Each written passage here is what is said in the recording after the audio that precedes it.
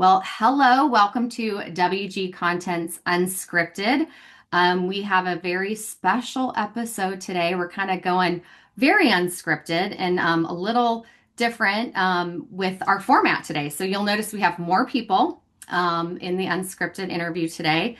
And I'm excited to share with you why they're here. And we're kind of calling this like the Vegas Takeover as we're all getting ready to go to HCIC. And these lovely people will be having a very special presence at HCIC. And so without further ado, I want to just introduce who they are, what they're doing, and know that there's more of these lovely people coming in future episodes of Unscripted. So these individuals will be introducing themselves each by themselves, but before they do, I just want to share with you what they're doing. It's this really cool concept called Solutions Central.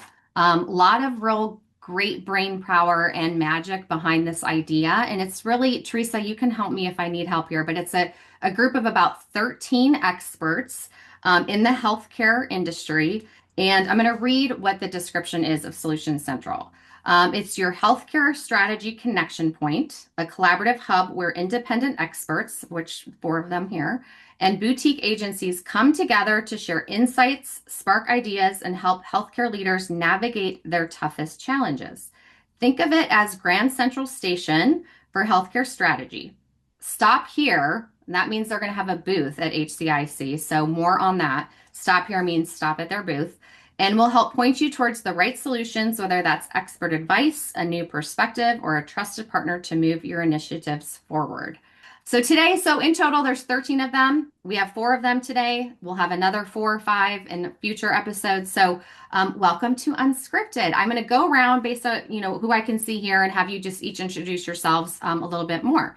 Michael Gowan, you want to go ahead and kick us off and tell us who you are? Sure.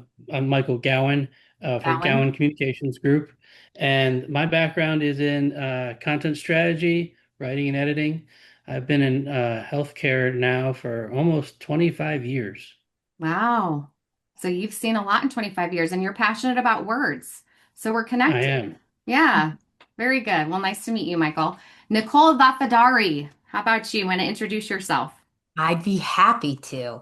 My name is Nicole, and I'm the founder of Doret Consulting. It's a boutique CRM and MarTech consultancy agency focused in the healthcare space. I'm former Epic, former Health Grades WebMD, so I'm really passionate about bringing healthcare data and understanding best practices, but also having worked outside of industry at companies like Fiskars and American Girl and understanding how do people prefer to be marketed to. And I have the pleasure of working with some fantastic experts and other consultants to help support Yeah. healthcare businesses. Well, and Nicole is also from Wisconsin. So we know she's good peeps because she's from Wisconsin. So we'll have to We'll bond over take that. that. I've got lots of I lived and went to college in Wisconsin myself. So we'll have to talk about that. That's Yeah. awesome. I went to Yeah. Stout in Menominee, Wisconsin. I know you're in Madison, but yeah, Yes. we'll have to talk Yes. about that. All right, I live. Christina Campo, you're up next. Great.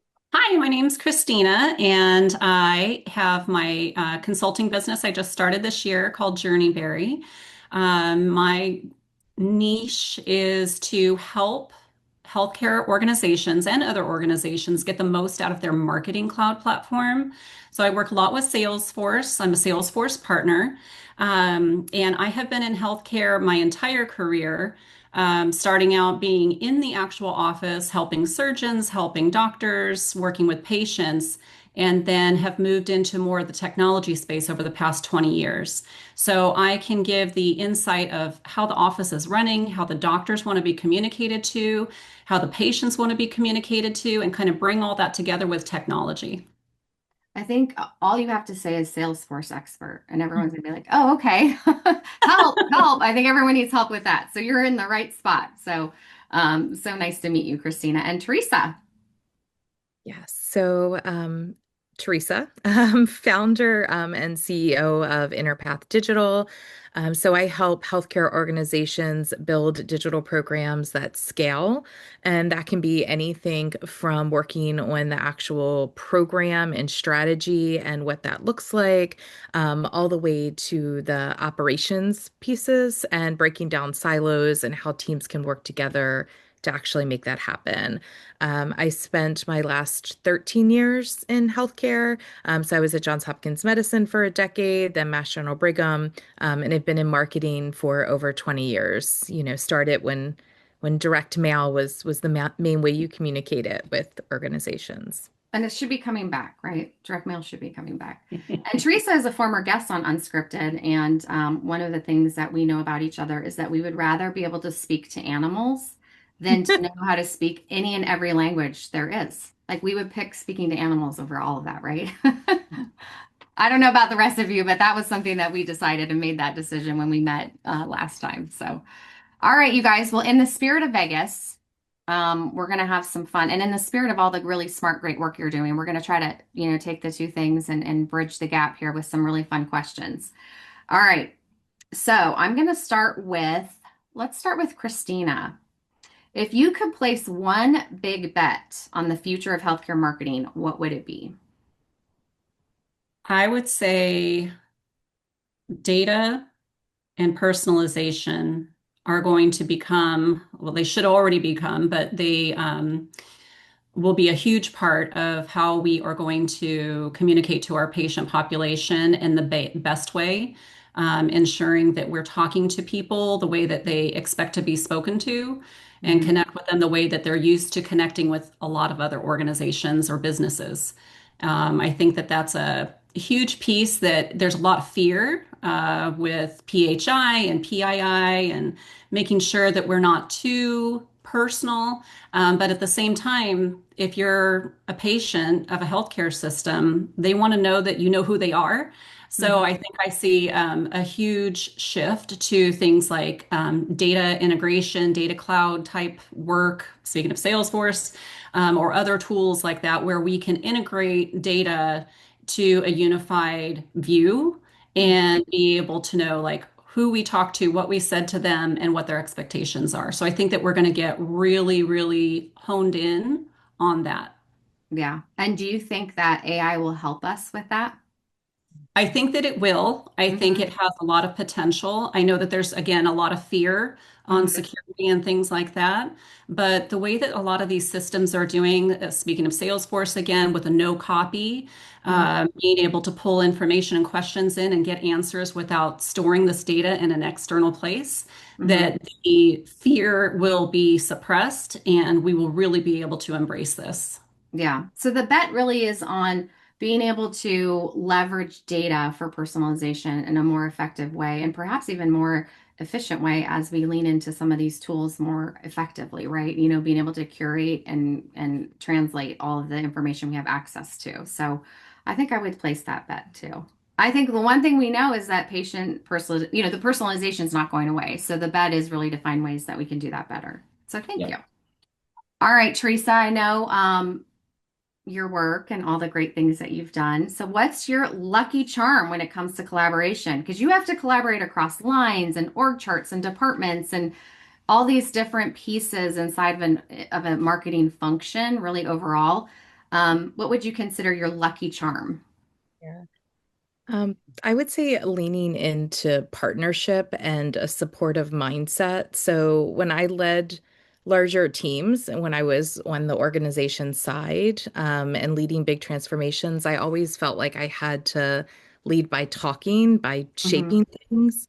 And I still do that, but I've just learned to do that more from the background, right? Like part of my role now is to help others shine.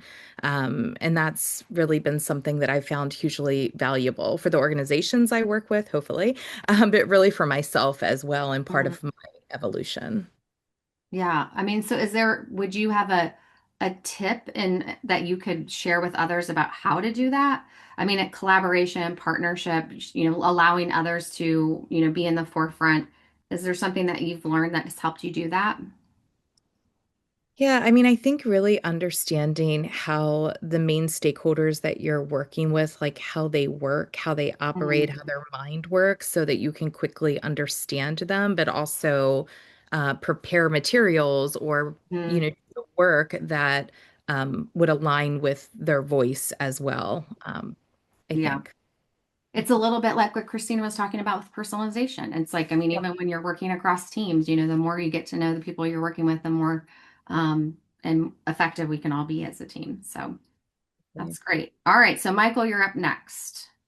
How do you know when you've hit the jackpot with a client or a campaign, or perhaps something you've written? Because I know you're in content strategy and development. How do you know you've Oh, hit the well, that is a jackpot? fascinating question. I guess it's the smiles on faces, right? If we're engaging with somebody and they're understanding what we're trying to do and we're understanding what they want to do Yeah. and we can see it in each other's faces, that's when you know.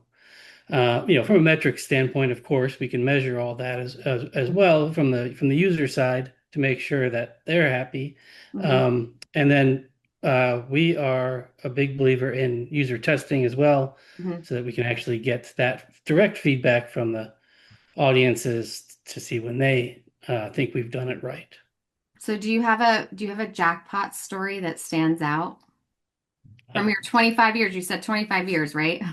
yeah, yeah. Well, my memory is not what it used to be, so um, I've put you on the spot, you it's did.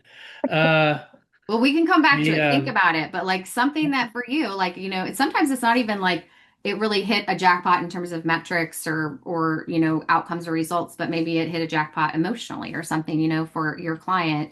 So we'll come back. If you have something, let me know and we'll come back to that. All right, Nicole, now you've hit the jackpot. What's the first thing you'd invest in personally or professionally?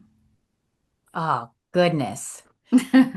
Oh, I think, hmm, personally, I would invest in something that doesn't exist, and it would be a Oh, transportation, like being able to apparate, because I have an 8 and a 5-year-old. And yes. so Yeah. traveling in vehicles gets Yeah. a little daunting every once in a while. But I think professionally, I would invest in kind of productizing some of our offerings so that we could implement even faster. So much like Christina, and I've had the pleasure of working with Christina, which has been awesome. We are also a Salesforce partner. And Okay. so Salesforce is a really fantastic tool that if you don't know how to utilize it, is like the world's most expensive paperweight.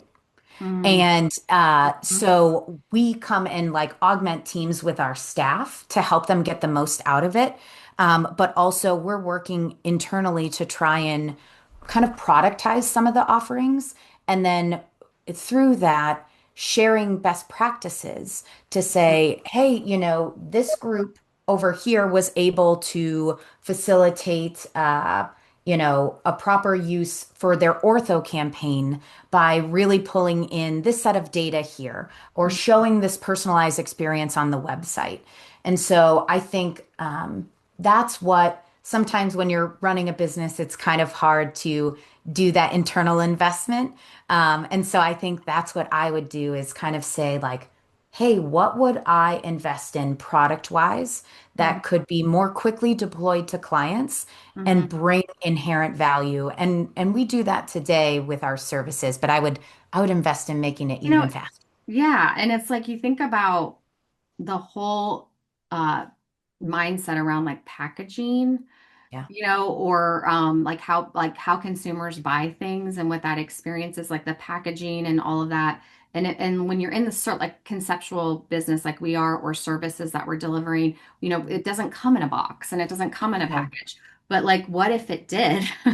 Yeah. And it Yeah. was like on a shelf in a way that like you were able to really in a concise, very clear way package something beautifully so that it's easier to buy, it's easier to understand, it's easier to share. I think that idea is interesting, so we'll have to keep thinking about that. Well, you guys did Yeah. a great job with those kind of heavier questions. You guys ready for something a little bit lighter?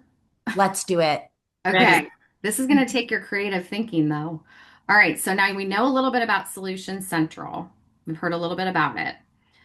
I want each of you to maybe answer this question. If Solution Central was a Vegas show or a Vegas act, what would it be called? I see Christina smiling, so I'm going to pick her first. Do you have a thought for that one? I do. We talked a lot about how we want to offer our brains for free in this work, like really being able to connect to people Okay. and solve some problems for them. So I came up with the No Sales Saloon. So Oh, okay. I love it. come and get Yeah. your brain cocktail and don't be sold. Yeah. Perfect. I love it. I I'll, can I'll get be on board there. with that one. All right, Michael, you have one? You have a different idea? Oh, yeah, I've got one. Okay. I want to call us the Teresa and Cynthia's Follies. Oh, yeah. 'Cause Love it. Teresa and Cynthia have been so great at pulling this all They have together, been. Yeah. and we are just the team behind them. All right. I love it. Nicole, how about you? So this is a little embarrassing, but with young children, K-pop Demon Hunters has lived rent-free in my head for months. That is our family Halloween costume. Okay. So I immediately jumped to H-pop Problem Hunters, um, giving Yes. the idea of like healthcare, population healthcare, but to Christina's point, kind of saying like we're really authentic and we're Yeah. really trying to understand what problems our potential clients or just like peers in the healthcare space. Mhm. Like you don't even have to be a client. How can we nerd out together? How Mhm. can we fight the good fight of not taking down demons, but Mhm. providing better healthcare Yeah. for Americans and better access? So Love it. hopefully in the future it'd be more adult, not Yeah. kids theme And oriented. what is it called? K-pop? K-pop Demon Hunters. Demon Hunters. No, I have no idea. My kids are, I have one, they're older, so I don't know, but I I'm love it. You're welcome and apologies Okay. for All right. I'll have to introducing go you look to that. this. I'm gonna have to go look that one up, but that's a good Nice. explanation for what is, I'm sure, some sort of Gen Pop reference today or something, 100%. or pop culture reference. All right. So Teresa, what's your Vegas show? Yes. And I think the demon that vaguely sounds familiar. I'm gonna have to ask my 7-year-old about that. I think she talks about that too. But just to build on all of the brilliant minds and Michael, this would be, I mean, absolutely nothing without all of you and the other experts as well. Ocean's 13, right? Oh, good one. So Yeah. good. Very good. So Yeah. good. Minds coming together. It's Yeah. like you're a marketer. Yeah. It's a Yeah. marketer's edition. I don't know. Exactly. Right? So, okay, well then we're gonna have to continue thinking about this Ocean's 13 idea because it's like, what's the heist?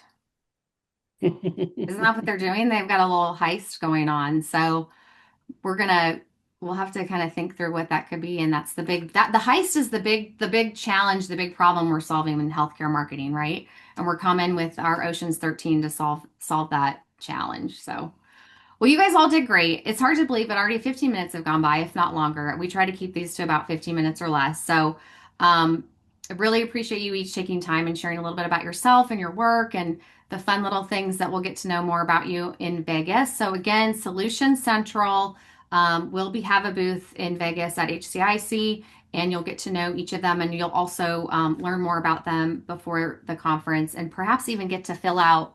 Is it called a challenge card? Yes. Yes, the Yes. challenge card, and you'll have the opportunity to win to do a scratch off and win a prize.